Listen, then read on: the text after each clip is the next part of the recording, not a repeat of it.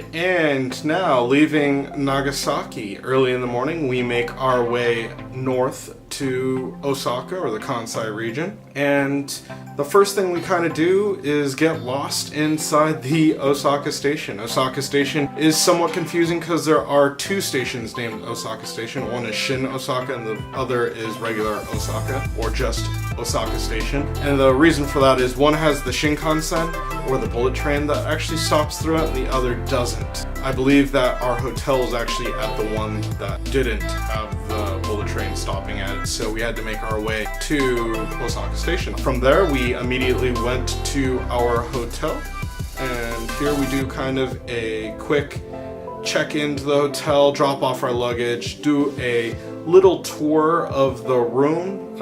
As you can see, the room is actually quite nice with the two beds and the complete bathroom, the wet room, washroom, and bathroom all put together.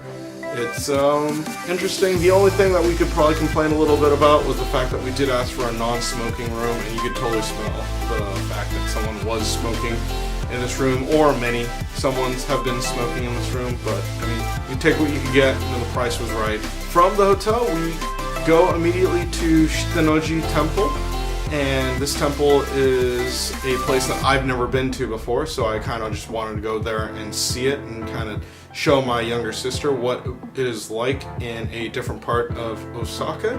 I would also say that one of the interesting things about Shitteno-Ji Temple is the fact that it was fully funded and created by the Japanese government, meaning that back in I want to say that the 560 time frame they created this temple. It's one of the oldest, if not the oldest, temples in the Kansai region, which Kansai does include Kyoto, which makes sense to me because Osaka is a port town, meaning that it was easy to get materials to, whereas Kyoto was somewhat inland and beyond Osaka. Now, as we walked around, there was these gorgeous buildings like the pagoda. There was a little place for little monk statues that I'm sure were kind of like the Emma or wishing plaques or some sort of good luck charm that you could pay for and then stick in there with your wish. They also had a different type of cemetery than Nagasaki because it was flat, as well as a beautiful garden, and the land that Shitteno-Ji sits on is quite vast for any temple. It's quite a few buildings. Now I will say this, for the most part all the temples are free to get into. There are maybe one or two buildings there that you do have to pay a couple bucks to get in, maybe like 300 yen, something along those lines, but for the most part, again, Shitteno-Ji Temple was free to go through, which was quite nice. Now, Shitteno-Ji is right next to a place called Shinsekai, which means New World, and Shinsekai was something that was kind of started up in, I want to say, early 1900s, 1912-ish, and one of the things about Shinsekai was that they were pouring all their money into this area to try to create that modern Japan. Now, it should be noted that it was done only up to a certain point because after Japan kind of got into the war, they didn't have the funds to put into that area anymore, and things started to kind of just be ignored after a while. But that's not why we went. The reason we went was to actually see the Billiken doll that's actually so famous in that area, as well as Tsutenkaku, or Hitachi Tower, in the center of that area, and I'll get more into the tower in a second here. But one of the things that we had while we were there, and it kind of is awesome because it promotes just walking around or going around and actually touring the Shinsekai area, was a stamp rally. Typically these stamps were at a Billiken doll that you could then rub the feet for good luck. Billiken, funny enough, was from the US. Originally, I want to say it was like Alabama or one of the Midwestern states like that, or a southern state, and it never took off here. It never actually did too well. So what happened was the creator brought it to Japan, to Osaka in particular, and it actually just took off, particularly in this area. Billiken is everywhere, and you're actually going to see a lot more of them at the Tsutenkaku Tower. But the thing is that you're supposed to rub his feet for good luck, and maybe rub certain parts of his body for places you have ailments, like rub his back if you have back pains and whatnot. That I'm not 100% sure of. The foot one though, almost everybody over there was telling me, rub his feet for good luck. So we went around collecting stamps and rubbing feet. Another really great thing in the area is the kushikatsu, which is kind of just anything that could be skewered and then fried. And there is a very particular way of eating this. You're supposed to kind of use the sauce that they provide you, and what you do is you dip the skewer into the sauce after, of course, it's been fried and served to you, and then you let the sauce drip off of the skewered whatever you got, vegetable, meat, tofu, etc., and you then put it on your little tray.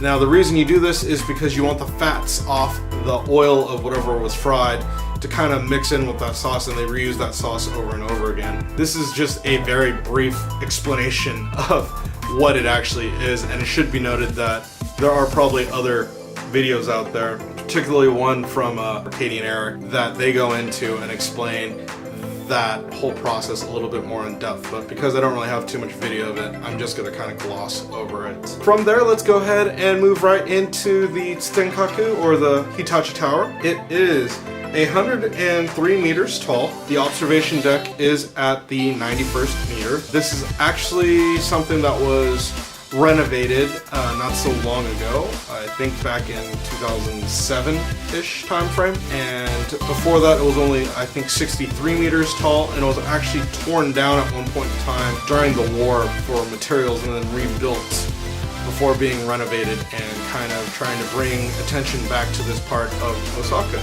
And it's totally worth it. Going up to the observation deck is really fun. It is a little bit more expensive than we would prefer, but once in a while thing is never bad. Plus, we already did all the other towers, or at least I did all the other towers, and I just wanted to go ahead and add this one to the list. As you enter in, there's a ton of gacha machines. Now, I will warn that when we went there, I believe we waited like an hour and a half, get through the line to get the tickets in order to go up to the observation deck at the 91st floor now, or in the 91st meter area. And one other thing I would kind of just go off of that we didn't see, there's actually an outdoor part that we didn't notice that you should totally take advantage of, to kind of walk on the outside of the observation deck, and I'm sure it's fenced off and everything, so it's safe, but you get to get these great views of Osaka, which include the zoo that's right in the area, as well as Umeda Sky Building, which is a pretty awesome thing to see.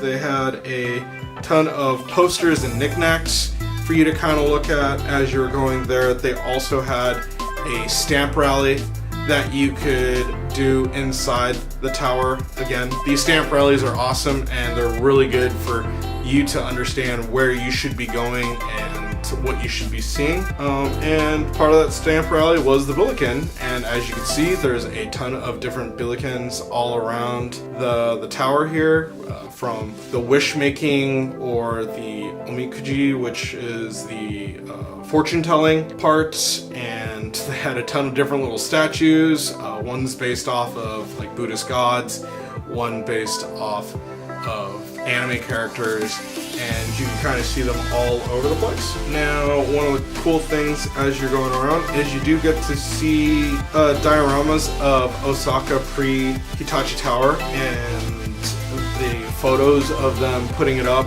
as during the time period, which was pre-war, I should say. And it was really neat, all the different little things you get to see, and you get to see what that part of Osaka looked like quite a whiles back, and that is always awesome to be able to kind of see how a city has changed and transformed. Now, I will also add that they do have quite a bit of sponsors in the building. There was not only at the bottom, if I remember, as we were entering, there was a chicken ramen sponsor. It was actually the Maruchan ramen, or it's related to the ramen museum that's in Yokohama. And there's like a doll and all sorts of different ramen, cup ramen, I should say, that you could get at the bottom. And then at the top, it was all Poke-based. They had a Poke Cafe, which you could get all sorts of different desserts that had Poke in it. They also had Pocky and all sorts of varieties of flavors that you could pick up as a souvenir. Statues and figurines and posters galore. They had even a little couples area where you could ring a bell under a stack of Poke boxes that are made to look like a heart. They had this cool, there was a cool Lego Guriko, like poster that had the Running Man for the Guriko billboard that's so famous in Osaka. And from there, after we left, it was then on to Namba, which I guess we could continue. Here you can see the official Guriko Running Man billboard, neon sign. That's on the side of Dotonbori off of the Ebisubashi Bridge. And this is now, we're in Namba. And we spent quite a bit of time here just going around looking for the things like the Guriko Man. We also went off to finish the night in Osaka by walking through America-Mura or America-Town. And because we were quite late, most things were closed. We did go there to see the Statue of Liberty that was on top of a building, as well as this kind of public performance area. They have a radio that's on the second floor of the main square, or next to the main square in the America-Town. And it was just kind of one of those things I just want to catch a quick glimpse of. Not much to do other than to see things that were more American in the Japan area, which include being able to go like to Burger King or McDonald's. And yeah, that's pretty much how we wrap up this night. And the next morning we wake up somewhat early and head off to Kobe. Now, the first thing that we did in Kobe, I will just say it because we don't have any video of it, unfortunately, is we went to go see the Tetsujin Nijihachigo, or the Gigantor statue that protects the city. It's one of my favorite things to see while in Kobe. I was actually fortunate enough to see it when it first went up back in 2009. I was living in Japan at that time, and I brought some friends back then to go see it. And now I wanted to bring my sister to go see it. And it's just a statue in the middle of a park next to a shopping center. From there, we then make our way to Harborland, or Mosaic. And the reason there is just to walk around, get some good food.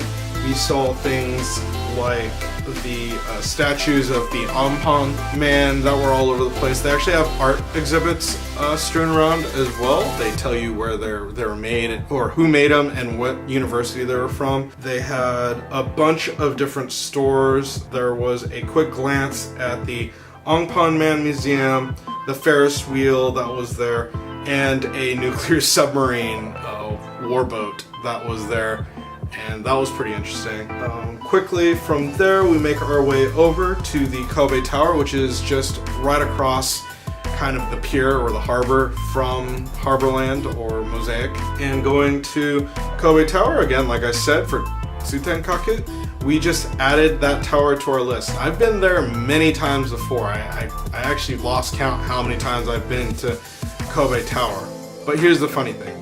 I've never actually gone up the tower before, so this was my first time going up Kobe Tower, and I didn't know how great the views were. I should have really gone up before. Kobe is, again, I'm pretty sure, like from my last list, high up on the places that I would like to live in Japan, and the views from top are gorgeous.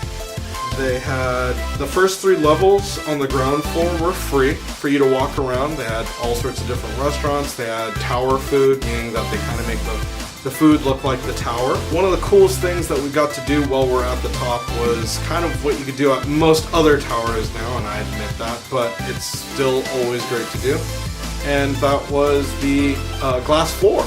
Just being able to go see the glass floor on the top floor looking down is always amazing and breathtaking at the same time. It always takes a little bit more nerve to go ahead and stand on that and get a great shot of you standing in the middle of the air. From Kobe Tower, we went to Chinatown. Now, this again was just for a quick walk around. It is one of my favorite Chinatowns in all of Japan. I personally feel that this Chinatown is better than the Nagasaki and Yokohama one, although I liked both of those very much. I just feel that this one's a little bit easier to get around, as well as I like the food that you can get here. It's really authentic Chinese, I would say, or closer to authentic Chinese. That being said, thinking about Nagasaki and the champon and the saro udon, which are just native foods to that area, that was quite nice too. But I digress. We went to go get a quick bite and then just walked around a little bit to see a little bit of what the Chinatown looks like. For example, the little pagoda that's in the middle, and as well as the two dolls that stand in front of it. And then from Chinatown, we have this crazy story that I'm about to go into. We went to go do the Rokko cable car, or the Mount Rokko Ropeway. And this is supposed to finish off the 3 best ropeways for me, which I believe are Hakodate, Kobe, Nagasaki.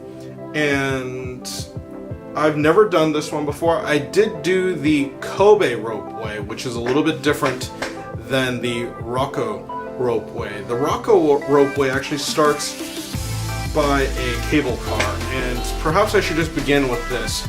It was getting later in the day. Chinatown was like kind of a mid between lunch and dinner, so dinner perhaps. But right after we did that, we decided to go ahead and head on out to Mount Rokko. And what Mount Rokko is known for is having a famous place to go for hot springs.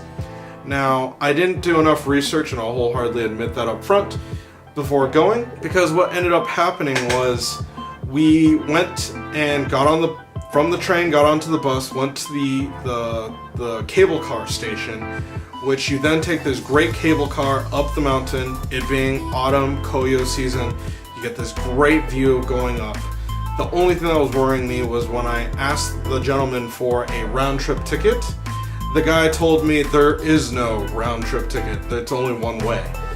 Me not really knowing the wiser, figured you buy your ticket one way up and then you buy another ticket on the top to come back down. We'll get to that in just a moment. So we take the cable car up to the next point, and here we are kind of greeted by something we weren't expecting, which was this crazy long line. We waited at least an hour and a half, at minimum, I would say an hour and a half. I'm pretty sure we waited longer to go ahead and get onto the ropeway car to get up to the top of Mount Rokko. Now, this cable car is supposed to have some of the best views of Kobe, and that's why it's one of the suggested cars or ropeways to take while you're in Japan. And unfortunately, because of the amount of time it actually took us in line to get to or onto the car, it was actually night by the time we were going up, which could be okay if you could see the night lights of Kobe. Unfortunately, you couldn't. It was all mountains and the city wasn't lit up, and we just ride up solemnly, get off, and I could say that I've done all of them. Unfortunately, Mount Rokko, of course, is gonna be the one that I say is the worst out of the 3. And I would say that the Kobe ropeway was much more worth it, and that's because they do round-trip tickets. Now, we get to the top, obviously. The box office is closed. The ticket office is closed. The guy that's working up there at the booth that allows you to get off the ropeway, he's actually just guiding people out the door to the appropriate buses to take people to their onsens, or hot springs rather. And unfortunately, Lynn and I don't have a reservation for an onsen or a hot spring. We end up talking to the guy going, excuse me, how do we get back down the mountain? And then the gentleman was totally confused. Why do you want to go back down the mountain? Don't you want to stay at one of the hotels here? And we're like, no, we actually have a hotel in Osaka. And the guy's like, but you're in Kobe. And it was kind of this back and forth, and then we asked, we went outside thinking, okay, there must be a bus station out here, because he's like, there are no gondolas that are going back down tonight, sorry. And so we end up going outside, trying to hop onto a bus, and we luckily found out that there was a phone number that you could call to get a taxi to go to the nearest train station, which is what we ended up doing. The only problem was I didn't have a cell phone, so then I went back up. I went and asked the train conductor, or I don't know what to call him, the office worker, if he would mind calling a taxi for us. He was quite confused, and then I explained to him that I was not Japanese and that I did not have a cell phone that worked in Japan, and I just needed to borrow a phone real quick to make a quick phone call to go to the nearest train station. He did it, and we were totally happy that he did it for us. We waited about 15 minutes before proceeding down the mountain to the nearest train station, which it didn't cost us all that much, and it was actually kind of a cool little chat that we had with the taxi driver. We took that train to the Shinkansen station that is in Kobe, had dinner at the Kobe Shinkansen station, some Kobe beef, got some desserts that Kobe was well known for, and then made our way back to the hotel to kind of get some great rest, because both my sister and I at this time were fighting off colds. And then tomorrow we're going to be going to Tokyo. And as I said in the Nagasaki video, this video was going to be much shorter, as well it is, because this is pretty much it. We're coming to the end of our time in Japan here, and tomorrow we're going to Tokyo, or in the next episode I should say, we're going to Tokyo, and that's when I'll see you next. So Tokyo.